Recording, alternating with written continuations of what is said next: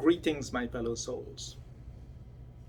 We are all inherently pure, blissful consciousness. This is also an unchanging truth.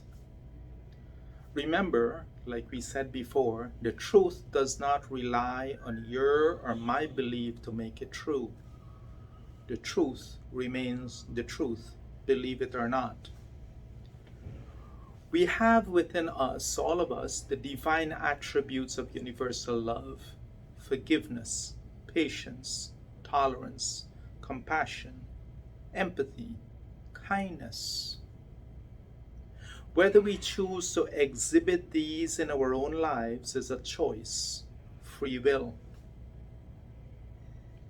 I know that many of us love to go to the beach. So today, I will play with your imagination a little bit. If you could, imagine for a moment that you are at the beach, walking along the water's edge. The sound of tumbling waves calming your troubles in your mind. The cool water lapping at your feet, and your toes sinking into the soft, wet sand. It feels glorious to be alive, and you are really enjoying your walk. As you are walking, you spot this little shiny rock being bathed by the waves, glinting in the sun like an exotic sparkling jewel. The beauty of it struck you so much that you lean over and you pick it up. You examine it slowly in your hands. You show it to your companion. You both stood there and you admire it together. Then, as most humans do, you stick it in your pocket. Many days later at home, you remember that glittery rock. You hurry to your room, ruffle through your pants pocket, pull the little rock out, and you stand there, now shocked. At the beach, you remember looking at this beautiful rock that was so shiny, seemed so full of life, full of light, and exquisitely beautiful. But now in your hand is that same rock. Now it looks dull, lifeless, and dead. What happened? What changed? How can this be? What happened to that shiny, beautiful jewel you admired so much? You see, what happened was simply this, and we must understand the significance here. When the rock was at the beach, it was in its own element. What element? It was in its element of wet sand, ocean water, and the light of the sun. And under those conditions, that rock seemed so full of life, so shiny, full of light, and so beautiful, irresistible, you had to pick it up. My souls, my fellow souls, it is the same thing with us, except that no one else takes us out of our own element but ourselves. Each one of us are divinely beautiful. We are inherently kind and considerate, inherently intelligent, inherently compassionate, and we are pure, blissful consciousness. No one took us out of our element. We take ourselves out of our elements. We take ourselves out of our element of goodness and sublime, blissful consciousness. But you see, when we become aware, when we realize that we ourselves are full of that divine light, that we are divine consciousness, blissful consciousness, then our entire existence is different. Our entire existence is one of peace and love and unity, and we become that which we inherently are: tolerant, compassionate, sympathetic. We show sympathy and empathy and true love. We practice all of these wholesome human and divine attributes.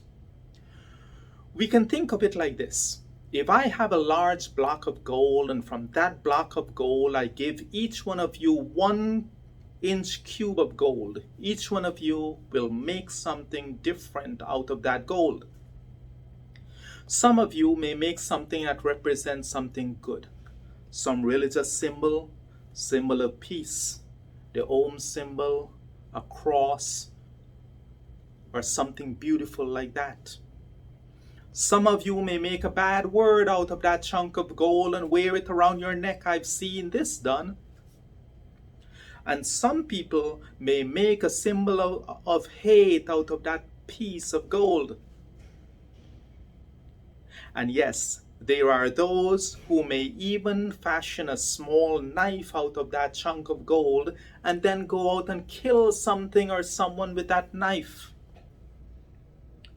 But we must realize that all of that does not change the nature of gold, out of which the object is made, however you may use the object. If you were to take the name knife or Om or cross or whatever form you made the gold into, what you are left with is still a piece of gold. What you make out of the gold and what you use it for does not change the fact that it is still gold. In the same way, you can call that higher power by whatever name you want, universe, God, nature, and that higher power has gifted you, granted you this body. What you make of this body and what you do with this body might be different. Nonetheless, it remains a divine creation by universe, God, or nature. Again, your choice of name.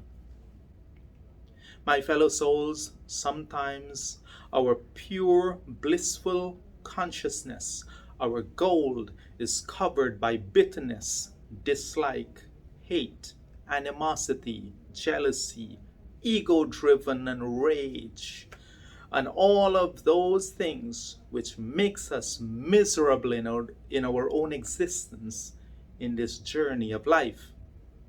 Essentially, when we do this, we also make a terrible knife out of this beautiful gold of life. But when we are aware of the truth, only when we are aware that we are inherently divine, only then can we really truly realize and become one with the very idea, that which many of us still only see as a concept, the truth that we are indeed pure, divine, blissful consciousness. Like you did with the rock, do not remove and isolate yourself from that which you really truly are. And yes, my fellow souls, this too is an unchanging truth. It has always been, it is now, and it will always be an unchanging truth. Today I pray that your awareness of your own spiritual journey, that your awareness of your inner blissful consciousness is awakened as you continue on your unceasing spiritual journey. May God bless you on this journey of yours. Namaste.